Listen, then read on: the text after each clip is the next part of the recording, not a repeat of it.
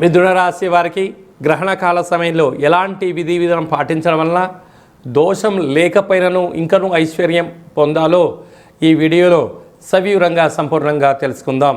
మిథున రాశిలో ఏ నక్షత్రాలు వస్తాయి అనగా మృగశిర నక్షత్రంలోని 3వ పాదం 4వ పాదం, ఆరుద్ర నక్షత్రంలోని 4 పాదాలు, పునర్వసు నక్షత్రంలోని 1, 2, 3 పాదములు కలిపితే మిథున రాశి. రాశాధిపతి బుధ భగవానుడు. వీరికి రాశిలోనే గురు సంచార స్థితి ఉండడం, తృతీయంలో కేతు సంచార స్థితి ఉండడం, తృతీయంలోనే గ్రహణం జరుగుతుంది కనుక ఈ గ్రహణం వీరికి దోషము లేదు. అయినను వీరు ఉన్నతమైనటువంటి జీవితాన్ని పొందగలగాలి అన్నట్లయితే ఆధ్యాత్మిక చింతన, గ్రహణకాల సమయంలో నవగ్రహ మంత్ర సాధన, వీలైతే పారాయణం చేయడము, వీలైనంత వరకు మౌనము, ధ్యానము, ఏకాగ్రతగా మీరు ఉండగలిగినట్లయితే గ్రహణ దోషం నుంచి ఇంకనూ ఐశ్వర్యప్రాయమైనటువంటి జీవితాన్ని పొందబోతారని చెప్పి గమనించాలి. అంటే విశేషంగా ఏడాది తర్వాత భాగ్యస్థానంలో రవి భగవానుడు, అక్కడే కుజ భగవానుడు, బుధ భగవానుడు, రాహు భగవానుడు భాగ్యస్థానంలో సంచారం చేస్తున్నారు. ఇది ఒక అద్భుత యోగంగా భావించగలగాలి.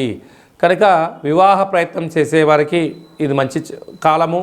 వివాహమైన వారికి ఉన్నత విద్య, ఉద్యోగము, ఐశ్వర్యము, ఆనందకరమైన జీవితాన్ని పొందబోతున్నారు. భార్యాభర్తలు ఇద్దరూ కూడా అన్యోన్యత అవసరం అని చెప్పి గుర్తుపెట్టుకోగలగాలి. ఆనందకరమైన జీవితానికి బాటలు వేయగలిగితే మీకన్నా అదృష్టవంతులు ఎవరు లేరు అని చెప్పి కూడా గమనించాలి.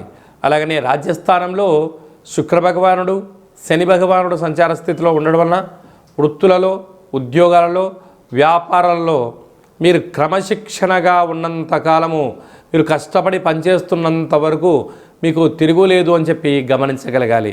కనుక గ్రహణకాలము తదనంతరము అష్టమి కాలతిథి ఎందున కూష్మాణ దీపాన్ని పెట్టి శివుడికి రుద్రాభిషేకం చేసుకోవడము, కులదేవతలు, గ్రామ దేవతల యొక్క ఆశీస్సులు మీరు పొందగలిగినట్లయితే మీకన్నా అదృష్టవంతులు ఎవరు ఉండరు. అలాగనే సాఫ్ట్వేర్ ఉద్యోగస్తులు, హార్డ్వేర్ ఉద్యోగస్తులు, వ్యవసాయ సోదరిమణులు, మార్కెటింగ్ రంగంలో ఉండబడిన వారు సంపూర్ణమైనటువంటి క్రమశిక్షణగా మెలగగలిగితే స్థిర చరాస్తులు మీ సొంతం అవుతాయని చెప్పి గమనించాలి.